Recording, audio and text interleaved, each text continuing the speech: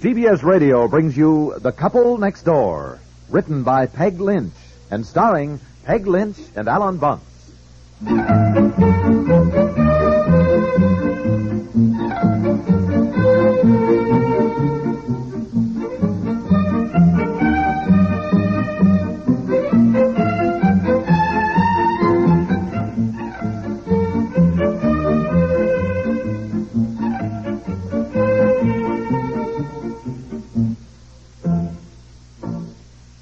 Why, Mrs. Piper, come in. Well, I can't stay, Mrs. Brady, but I saw your new station wagon out in front as I was driving past, and I thought, my goodness, the Bradys were supposed to leave on their trip last Saturday, and I wondered if... Well, as you see, we didn't go. Oh. No, there wasn't much point in it. I'm so sorry, Mrs. Brady. I really am. You and your husband planned on it for so many years. Oh, yes. When the children are old enough, we said, when they'll really enjoy it. Oh, couldn't you talk them into it at all? Oh, Mrs. Piper, when children don't want to go on a trip, there's no point in dragging them. No, I suppose not. Well, I should have known. Cynthia has been in tears about it since we first mentioned it to her weeks ago. The thought of missing all the picnics and the dances and the swimming this summer with her friends was just unbearable, I guess. So I packed Jimmy off to Boy Scout camp this morning, which is where he wanted to go. And as for Donnie, well, he can't think of anything but playing baseball with the little leaguers. I guess I told you all this last week. Yes, well, I'm just awfully sorry. I thought maybe they'd change their minds. Oh, no. When I said all right, we wouldn't go, they all screamed with joy.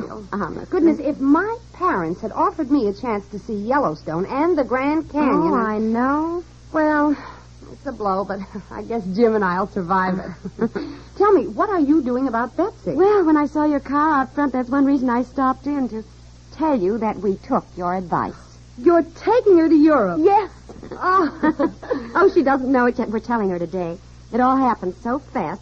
We wanted to make sure we got boat reservations for you. Everything was all set, you know. Of course. Oh, she'll be so thrilled. Well, I hope so, after your experience with yours. Oh, my dear, 8 years old. Of course she'll be thrilled. She's still young enough, so she wants to be with you anywhere you go. Well, when they get older, I guess it's no fun to be with your mother and dad. Oh, no. No, you'll be glad all your life you took Betsy along. Well, I hope that, too. Goodness, I can't wait to tell her. As I said, we're springing the surprise tonight.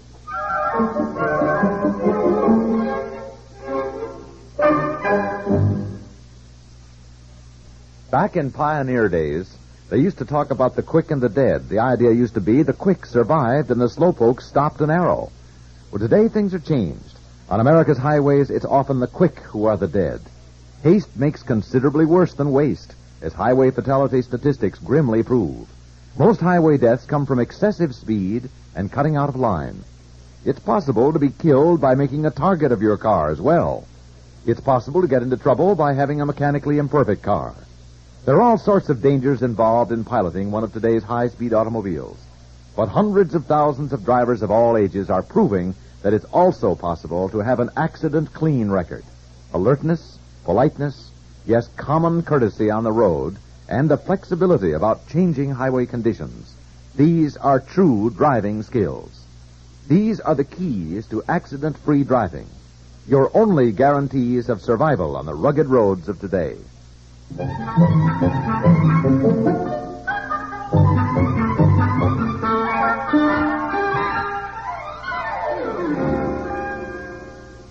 What's all that junk in the driveway? Hi, dear.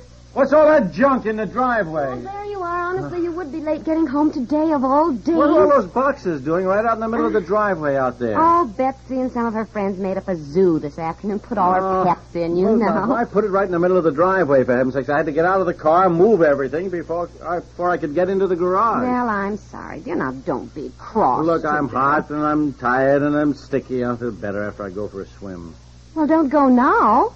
Don't go? Why? Goodness, I've waited all day. For what? To tell Betsy. And I think you should be the one to tell her, dear. I thought we could make a little, thing out of it. All get together in the living room before dinner and sort of spring the surprise. Oh, well, look, why don't we tell her after dinner?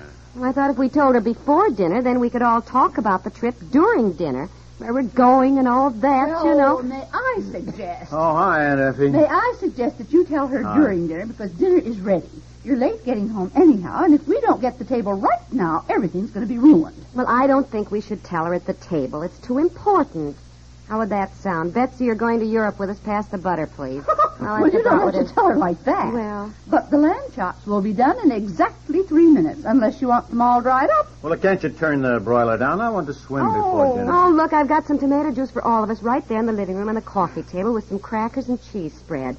Thought we could have the first course right there while we told her. You know, honey. Oh, well, all right. Okay. Well, no, never mind. Have your swim. No. Honestly, it seems that every time I plan any kind of a special occasion in this house, everybody scatters off in different directions. All right. I'll turn the broiler off. But hurry up and tell Betsy, or the lamb chops will be ruined. Hurry up and tell her, honestly. All right, I try to do something never around mind, here. honey. I don't need a swim. Look, we'll tell her right now. Oh, honey.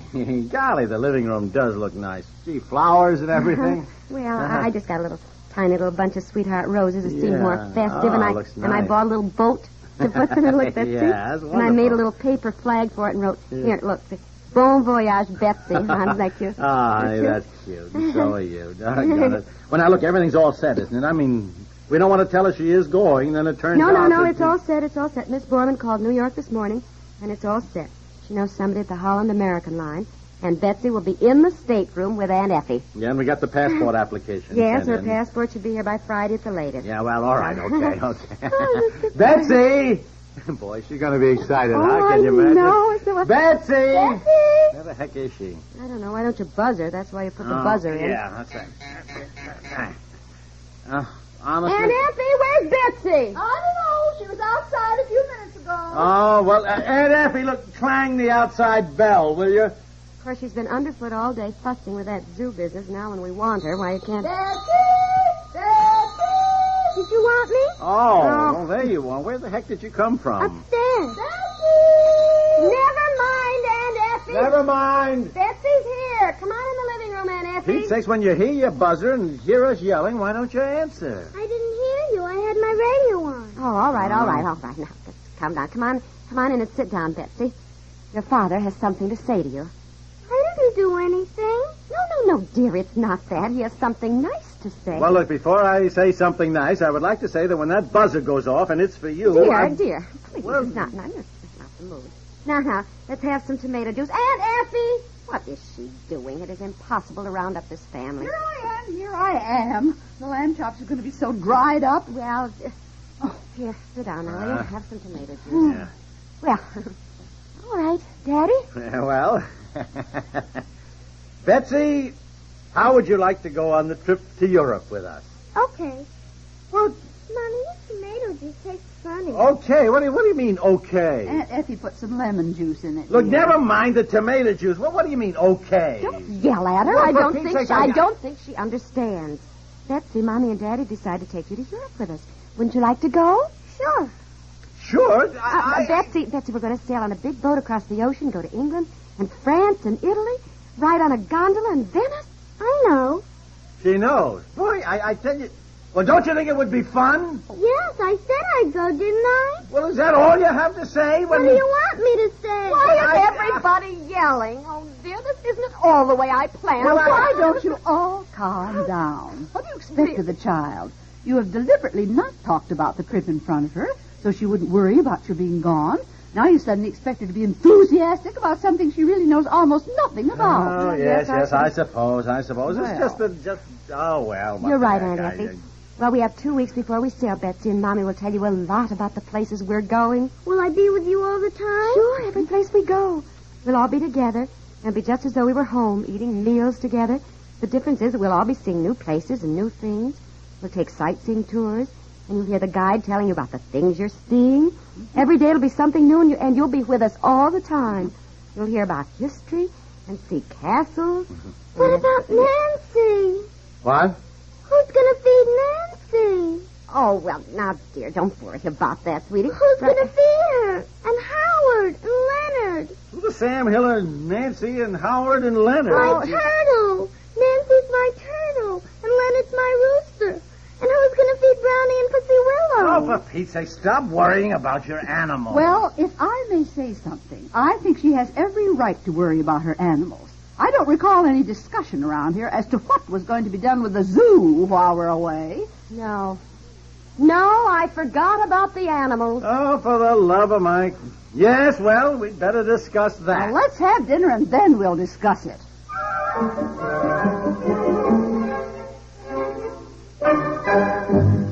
We'll return to the couple next door in just a moment. Nowadays, nobody hates to see the evening sun go down. As a matter of fact, more and more folks every day can't wait. The reason? Well, the reasons are 4 in number, and each highly persuasive in a comical sort of way. CBS Radio has lined up a fabulous foursome to keep your evenings from being boresome. There are longtime favorites Amos and Andy in their mystical, magical, merry music hall. Plus North Carolina's gift to the entertainment world, Andy Griffith.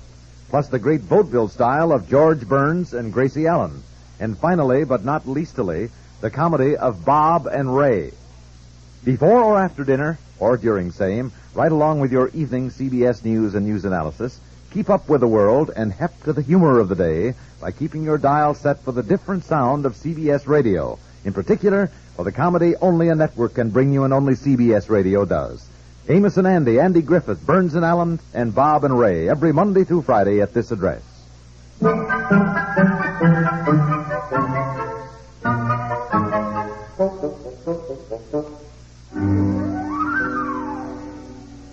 All right, read the list. Let's see what we got. Brownie, Pussy Willow, Nancy, Leonard, Tippy, Fluffy, Mopsy. No, look, never mind the names. For heaven's sake, tell me what animals we got. 1 dog, 1 cat, 1 turtle, 2 chickens, 6 rabbits, 2 white mice, 4 hamsters, and 10 pollywogs. And 1 duck.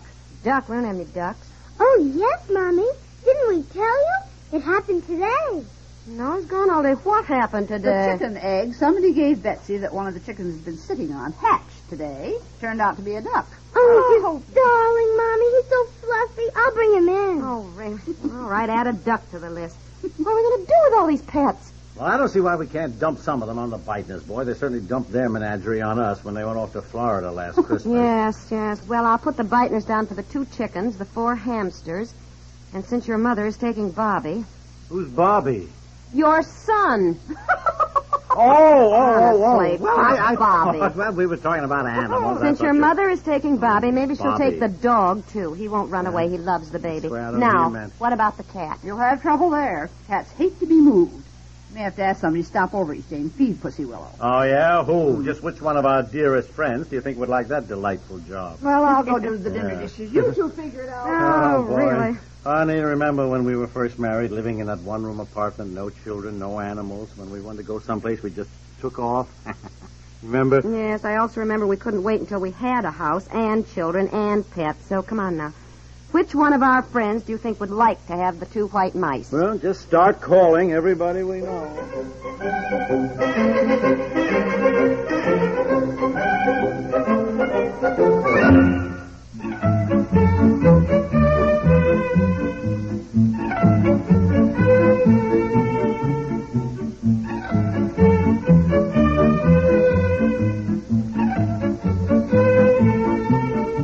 The Couple Next Door is written by Peg Lynch and stars Peg Lynch and Ethel and Bunce with Margaret Hamilton, Francie Myers, and Pat England, and is produced by Walter Hart.